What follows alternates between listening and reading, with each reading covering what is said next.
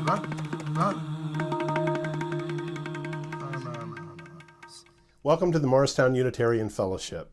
Whether you are a longtime member or a first-time visitor, we are so glad to have you here today. My name is Charles Loflin, and I have the distinct privilege of serving as your ministerial intern and your summer minister. If you happen to be joining us during our Facebook premiere or our YouTube premiere, then I invite you to say hello in the chat box. As always, you can find out more information about the fellowship and our programming by visiting our website at muuf.org. Again, welcome.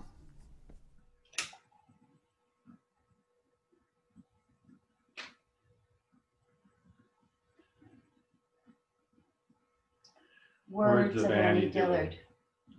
We are here to abet creation and to witness it, to notice each other's beautiful face and complex nature, so that creation need not play to an empty house.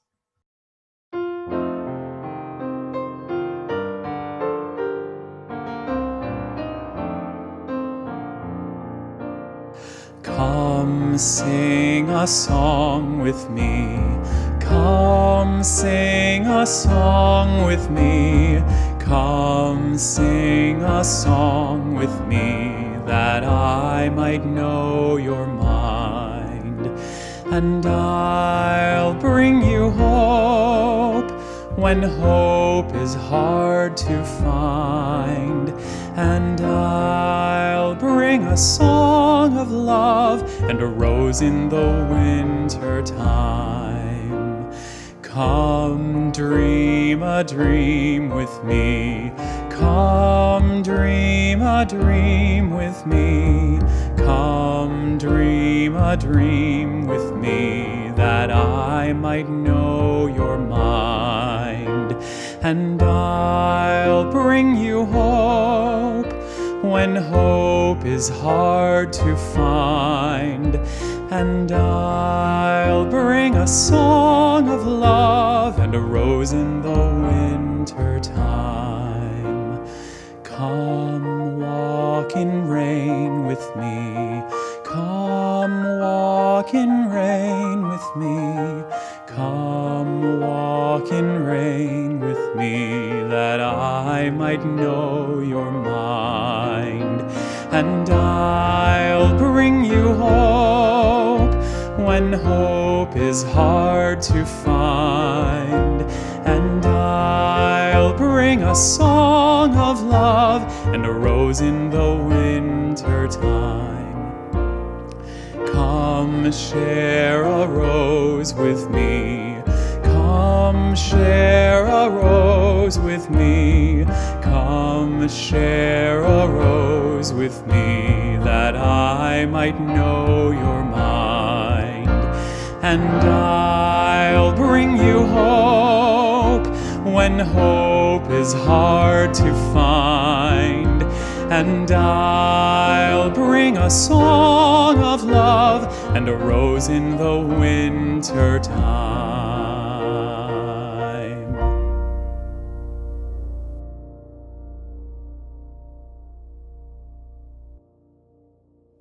Hello, my name is Liz, and this is the last story for you on a Sunday morning from me.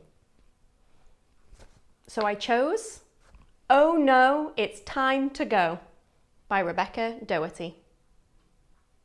Hey, hello, I love greetings, the how are yous at happy meetings. But then it seems, before you know, the words goodbye, it's time to go. My Auntie Lou, she says, yoo-hoo! We have a chat, take tea for two. When we're through, it's toodaloo, ta-ta, kiss-kiss from Auntie Lou. Uncle Ed has a southern drawl, and when he says it, it's goodbye, y'all. It always sounds so sweet and breezy when Uncle Ed says, take it easy. When Granny comes, it's hugs and kisses. And when she goes, it's tears and misses. She says, "Later, gator," and makes me smile. I say, "Back at ya, crocodile." And some folks, when it's time to go, without a word, they'll tell you so. Instead, they use their hands to say they really must be on their way. Dogs have ways to say it too. A waggy tail says howdy do. They lift a leg or sniff a rear.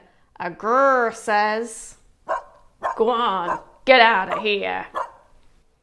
Cousin Jazzy, he's one hip cat. He says, "Cool," and tips his hat.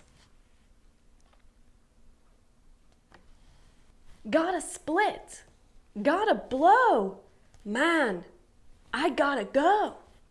Little brother's just a tot. He really can't talk, sure yells a lot. Goo goo gaga was all he'd say till he shouted out, "Bye bye," one day. There's nothing better than hanging out with Annabelle and Jake and Scout. When supper time comes, I yell, "No!" And "I can't, I won't, I don't wanna go." But the worst goodbye that I could name was the awful day the movers came. Don't be a stranger, promise you're right. We watch the van roll out of sight. There's a million ways of saying words that mean you won't be staying. But couldn't we just skip by buying? Could we stay and keep on highing?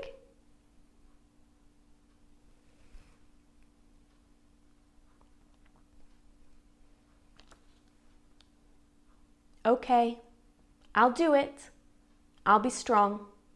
But it's really hard to say so long. I wish I didn't have to go. But with each goodbye, there's a new hello.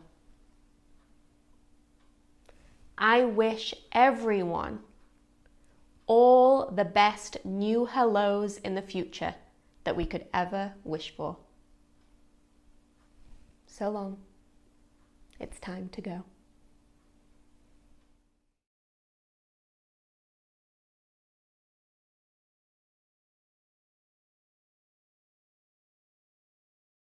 For each child that's born, a morning star rises and sings to the universe who we are. For each child that's born, a morning star rises and sings to the universe who we are. Oh, for each child that's born, a morning star rises and sings to the universe who we are. Oh, for each child that's born, a morning star rises and sings to the universe who we are. We are our grandmother's prayers, and we are our grandfather's dreamings, and we are the breath of our ancestors. We are the Spirit of God. We are mothers of courage, fathers of time, daughters of dust, and the sons of great visions. We're sisters of mercy, brothers of love, lovers of life, and the builders of nations. We're seekers of truth, keepers of faith, makers of peace, and the wisdom of ages. We are our grandmother's prayers. We are our grandfather's dreamings, and we are the breath of our ancestors. We are the Spirit of God. We are mothers of courage, fathers of time, daughters of dust, and the sons of great visions. We're sisters of mercy, brothers of love, lovers of life, and the builders of nations. We're seekers of truth and keepers of faith. We are makers of peace and the wisdom of ages. We are our grandmother's prayers. We We are our grandfather's dreamings, and we are the breath of our ancestors. We are the Spirit of God. We are our grandmother's prayers, and we are our grandfather's dreamings. We are the breath of our ancestors. We are the Spirit of God. For each child that's born, a morning star rises and sings to the universe who we are. For each child that's born, a morning star rises and sings to the universe who we are. We are one.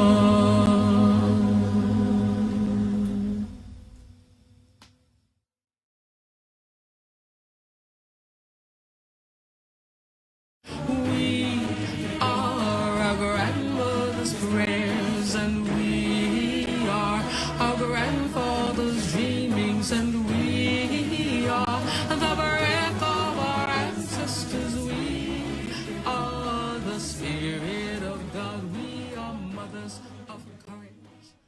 Welcome to the last installment of our 5-part summer sermon series, What Moves Us.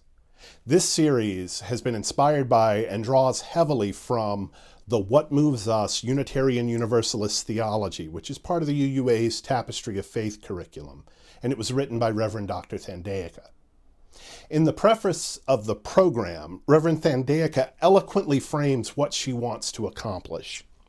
She says, "I have long been aware of the need for faith development materials that provide a framework for deep and long-time Unitarian Universalists to engage in theological reflection, not as an intellectual exercise, but as a process of meaning-making that equips one for living in the world as a Unitarian Universalist person of faith.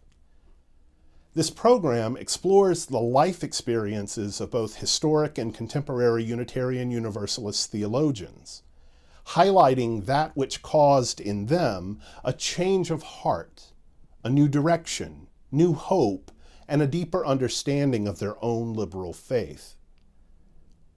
This offers participants a chance to engage with and bring their personal experience to bear on the very questions explored.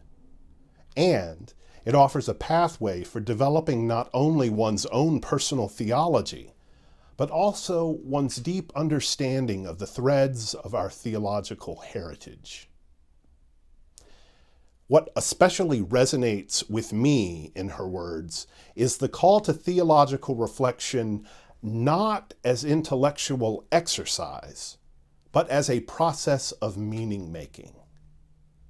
You know, it likely comes to no surprise to anyone who has spent much time around Unitarian Universalists that we are pretty good at intellectual exercise. According to the Pew Research Center, based on 2014 data, the educational attainment among U.S. religious groups, 67% of UU adults hold a college degree.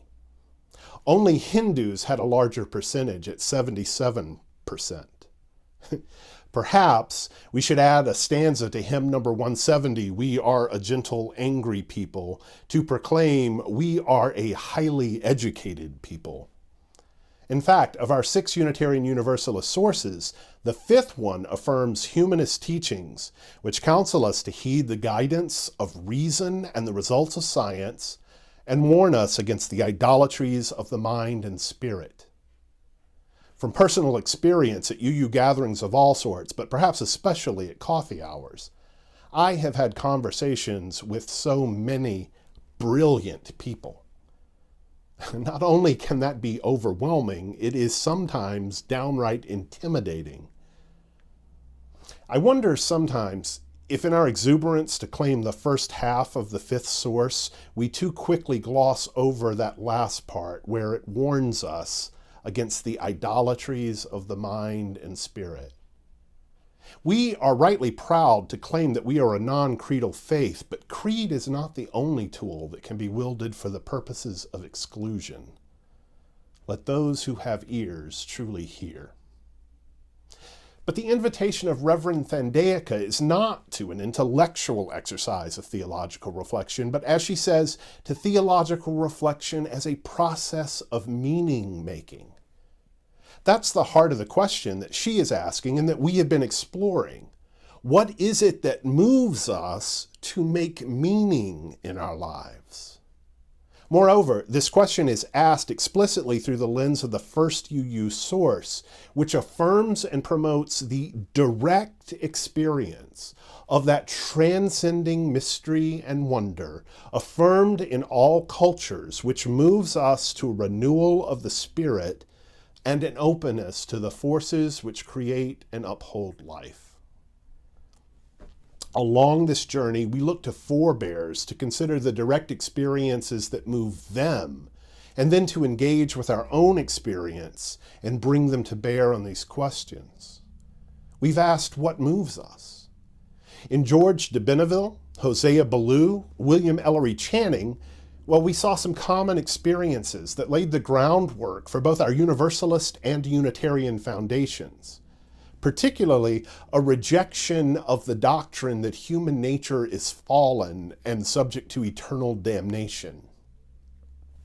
Their direct experiences proclaimed a theology of love, of the right to happiness, and of an acknowledgement of the struggle in the quest to make meaning in our lives. In Margaret Fuller, the direct experiences of the transcendentalists begin to expand our meaning-making process beyond the confines of religiosity and to embrace the call to social action that experiences of the heart demand. These are but a few of those who've led the way. The What Moves Us program also explores the legacy of our founding UU religious educator, Sophia Lyon-Foz, and her personal experience of the emotional impulse that prompts the deepest religious feelings in human nature. James Luther Adams, a beloved 20th century UU theologian, frames how our direct experiences call us primarily to action, not words. Forrest Church's experience of liberating awe and humility helped contextualize a faith for the 21st century. And William F. Schultz, who served as UUA president from 1985 to 1993, and then as president of Amnesty International, articulates an experience of organic faith that can ground us even in the most anxious of times. But alas, I must entrust those inspiring stories to some future time, to the sermons of other ministers, to the lessons of faith formation leaders and teachers, but most importantly, to your own selves, to embrace your personal responsibility to make meaning of the life you are given. And that is what has moved me most during this exploration together. Reverend Thankdeka is the founder of contemporary affect theology, which she names Love Beyond Belief. She asks, what is it about personal experience that not only establishes the common ground of our convictions as one religious people? As Thankdeka reminds us, Unitarian Universalist theists cite personal experience to affirm the sanctity of God. But Unitarian Universalist humanists, on the other hand, use personal experience to affirm the sanctity of human life.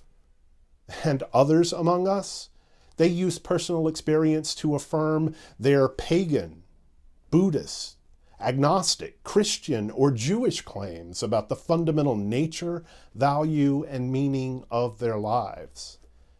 There are some among us who use personal experience to define themselves simply and only as Unitarian Universalists. So, amidst that diversity, what binds us together? Her answer is love beyond belief. You see, we do not embrace creeds, but we embrace persons. Ours is a doctrine of love, and if we really mean what we say, then we endeavor to love others beyond their own beliefs. There are three basic elements in Thankdeka's Love Beyond Belief. The first she calls a change of heart. This is a personal experience for the individual, a moment when there is a shift, a change in awareness. This is what's expressed in our first source as the direct experience of that transcending mystery and wonder. It is that moment when you know you'll never be the same again. The second element is an ethos of care and compassion, and this is so very important. The experience of that change of heart must move us to care and compassion, and that care and compassion can only fully happen in community. That is why we gather. That is why we act. We cannot be Unitarian Universalists alone. But the final element in Thankdeka's love beyond belief is doctrinal freedom. And what this means is that we can and do draw on different theological, religious, scientific, and spiritual resources to explain the way the change of heart becomes a Unitarian Universalist conviction in a community of care and compassion. This is a powerful legacy we've been given. Reverend Thankdeka believes that small group ministries provide the greatest potential within Unitarian Universalism to create and sustain personal experiences of love beyond belief, both within and beyond our congregations. It is in small group ministries where we should have a social action component. That is how we extend our community of care and compassion to the larger world. As summer comes to an end, and we are on the threshold of a new year at the fellowship, my invitation to each of you is to spend some time reflecting on what truly moves you. What are the experiences that speak to your personal change of heart? And then ask yourself, how does that connect you to this community of care and compassion? And how might you deepen that connection to others? The question is what moves us. And one of the possible answers is love beyond belief can move us. Oh, beloveds, may it be so.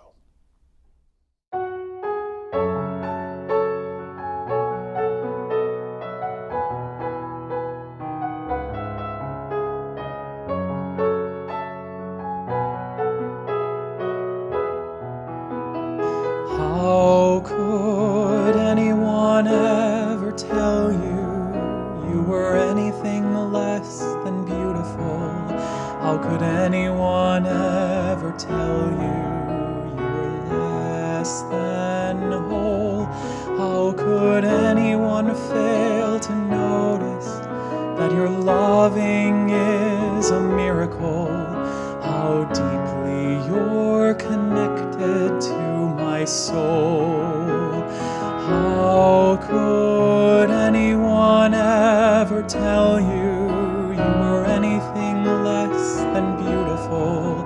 How could anyone ever tell you were less than whole? How could anyone fail to notice that your loving is a miracle? How deeply you're connected to my soul. How could anyone ever tell you were anything less than beautiful? How could anyone ever tell you were less than whole? How could anyone fail to notice that your loving is a miracle? How deeply you're connected to my soul.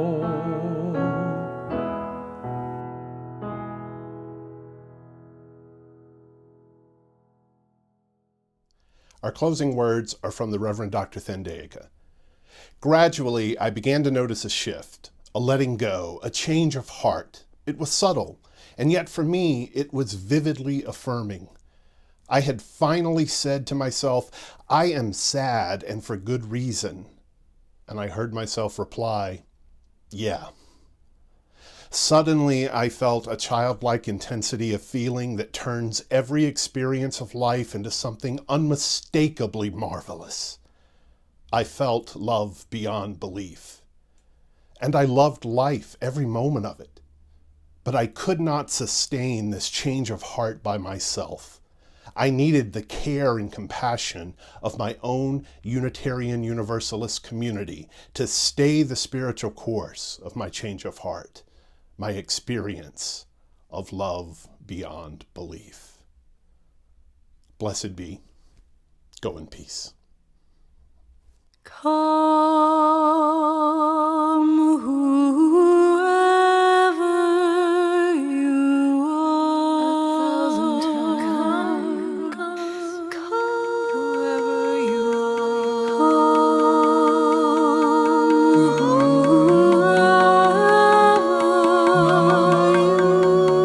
You've broken your vows 1,000 times.